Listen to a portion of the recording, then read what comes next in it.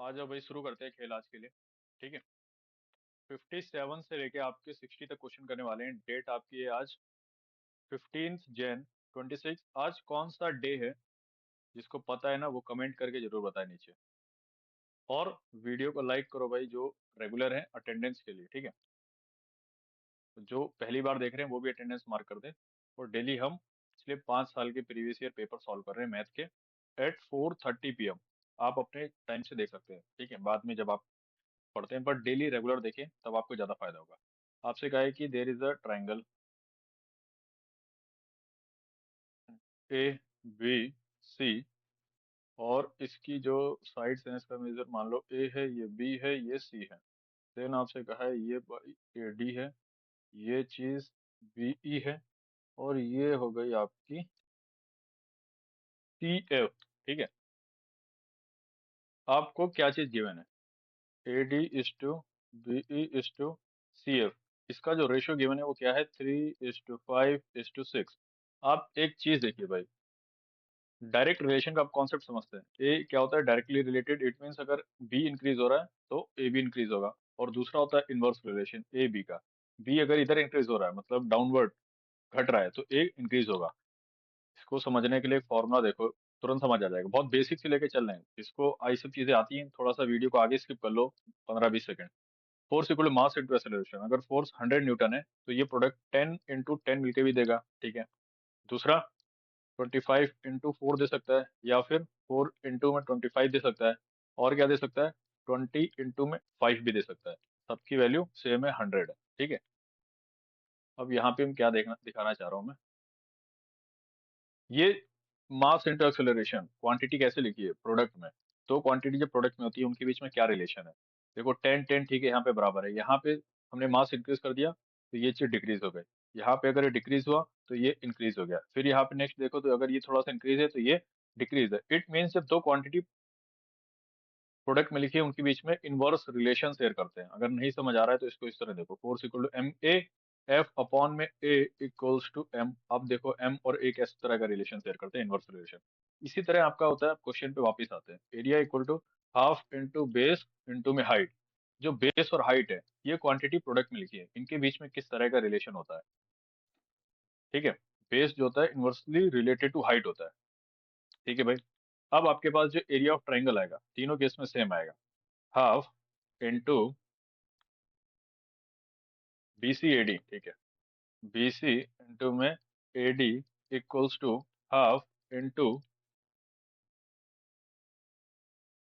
ए B into में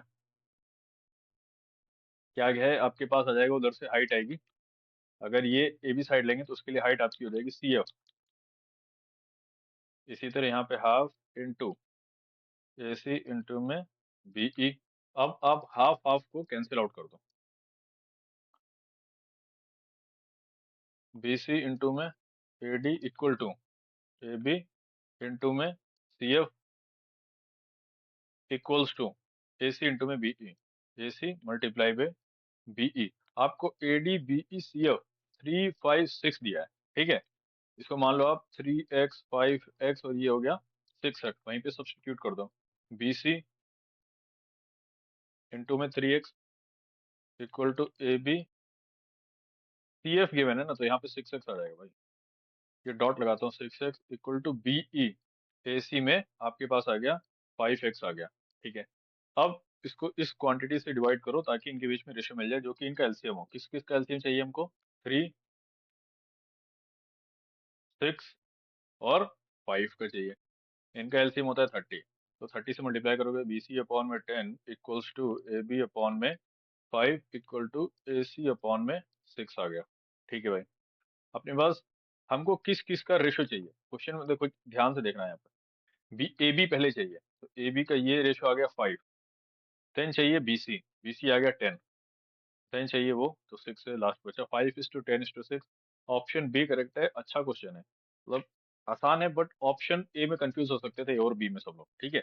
इसी तरह यहाँ से देख के 10 5 6 ए मार्क कर देते, बट आपको ध्यान रखना है पूछा क्या है रेशो में, वो चीज पहले आएगी, उसके अकॉर्डिंग वो चीज है। What is the approximate area of the triangle?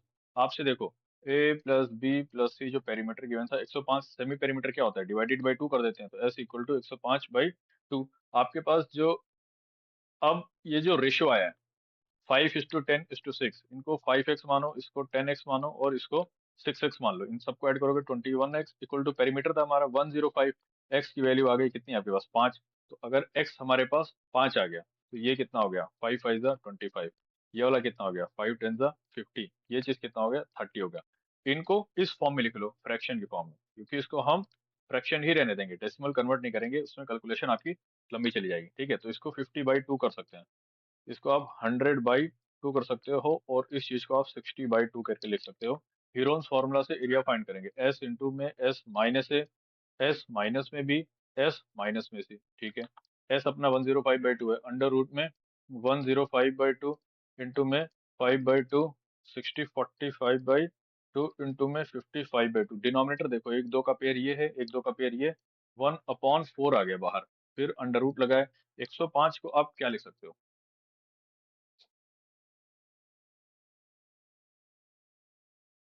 21 into में 5 लिख सकते हो, इंटू 5 इंटू 45 को 5 इंटू में 9 लिख दो, ये बढ़ा दो भाई।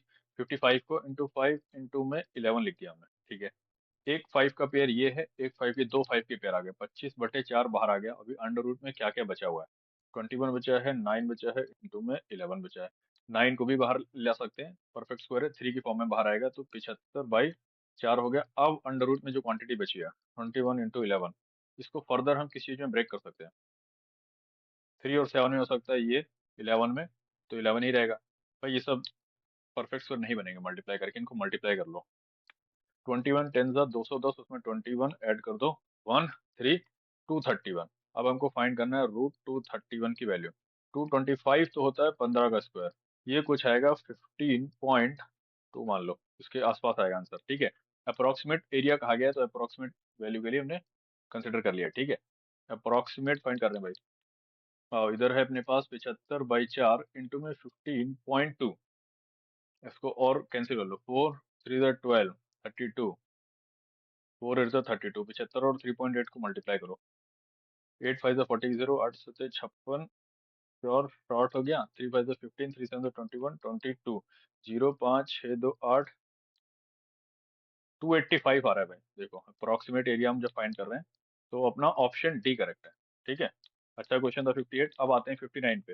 अ pot is made from a hollow sphere, एक भाई हॉलो स्फीयर है बहुत बड़ा सा, ये ऑफ इनर रेडियस 20 सेंटीमीटर, ये चीज है इसकी 20, इधर से भी है ये क्या 20।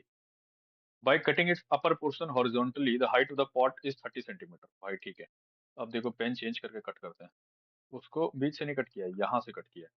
जो उसकी हाइट बताया जा रहा है ये है 30, मतलब ये लाइन सेंटर से पास हो रही है, मान लो अगर यहाँ तक की ये रेडियस ये 20 है, तो बचा हुआ पार्ट ये 10 होगा, यहाँ से यहाँ तक ये पार्ट भी रेडियस होगा 20। अब आपसे पूछा क्या गया है, the height of the pot is 30, what is the inner radius of the circle opening of the pot, inner radius पूछा गया। जब आप इस पॉट को इस तरह से कुछ कट कर लोगे, तो यहाँ पे ऊपर एक सर्कल बनेगा, सेंटर तो स्फीयर का ये था, ये चीज 20 थी,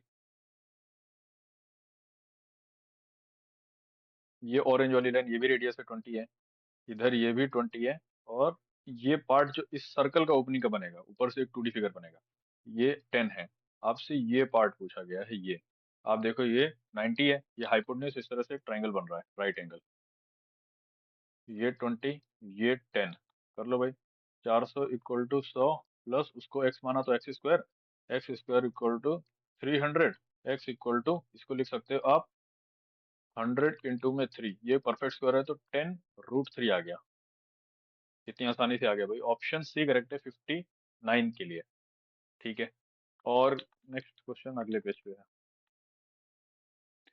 60 आ गया। What is the angle made by the line joining the pot, यार फिर से बना लेते हैं, पीछे क्या जाए।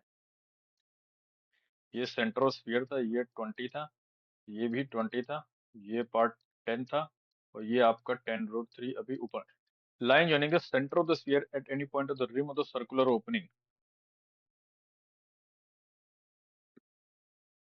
Rim of the circular opening with vertical line passing through the centre, ये वाली लाइन की बात कर रहा है इससे, और इसके बीच में एंगल कितना होगा, इस एंगल की नहीं बात कर रहे हैं, ये एंगल पूछा है। सीरियस है क्या? लाइन यानी कि centre of the sphere and any point on the rim of the vertical line passing through the centre, ठीक है। ये और ये लाइन, इसके बीच में पूछा है, तो अपना यूज करते हैं भाई, कितना ये एंगल होगा, टेन थीटा देख लो।